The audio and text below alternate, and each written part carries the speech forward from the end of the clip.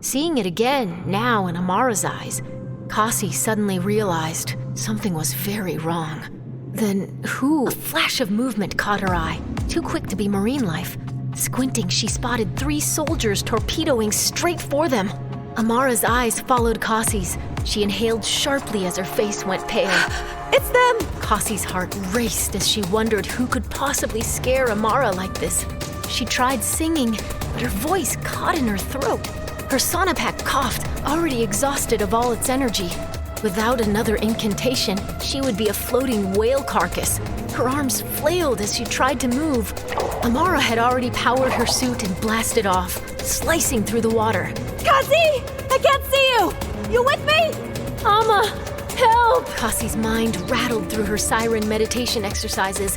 She scanned her body for tension. Everything was tense, so she tried to focus on the awareness of her surroundings. Sight, smell, sound. It was all chaos. Nothing calmed her ragged pulse, not even the calming rhythm of their spoken Avaic. Uneven breathing prevented her from sustaining a single note that would power up her sonopack. Without it, Kassi's only option was to hide. Her eyes frantically swept the seabed for caverns. There! She dove, muscling herself downward in her pressurized wetsuit. Stroke after heavy stroke. She could almost reach the entrance. Her fingertips stretched to grab hold of the rocky lip when a strong hand lurched forward and seized her arm.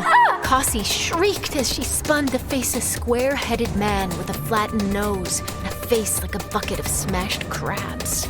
Looking into his menacing eyes, Kassi kicked and squirmed to break free. He held on, his grip like carbon steel. A woman with a brunette pixie bob and a weasel face caught up to him. Swimming alongside and aiming a square-paneled, shoulder-mounted sonic cannon directly at Kassi's head. It wasn't the cannon they often used for sports. This one was military-grade, the kind that could cripple or even kill. The woman's mouth creased into a thin-lipped smile. Desperation swept over Kassi as she twisted, kicking against the man's chest with all her strength. But she couldn't slip his grasp. The woman sent a high-frequency sonic pulse directly at Kassi. Thin as a needle, hot as white-blue flame. Sound pierced the helmet and ruptured something in Kassi's throat. An explosion of lightning pain flooded Kassi's body. Her neck was burning like fire, the rest of her body cold and pale as if on the brink of extinction. She gasped for air. Nothing came in. Her helmet was intact, her suit's gills still functioning. The air was around her, but her throat constricted and prevented it from filling her lungs. Kassi clutched her chest just below the helmet. Amara sped into view and spotted Kassi, terror in her eyes. She rushed to her cousin, reaching out a hand. A third soldier intercepted, grabbing her and forcing her back.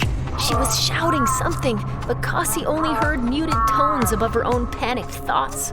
She saw the tears streaming down Amara's cheeks. Kassi's life was slipping away. With her last drip of consciousness, she wished she could apologize to Amara for dragging her to the Rosenbridge portal. It was all Kassi's idea. Just as she was about to pass out from lack of oxygen, Kassi felt a cool stream of air trickle into her lungs. The swelling in her throat subsided just enough. Kassi wanted to quickly gulp down air, but her inflamed throat prevented it.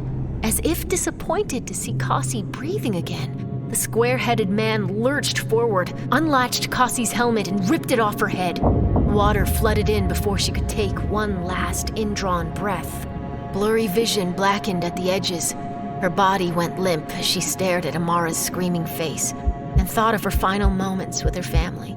Her last words to her mother were spoken in anger. She would never get to say goodbye.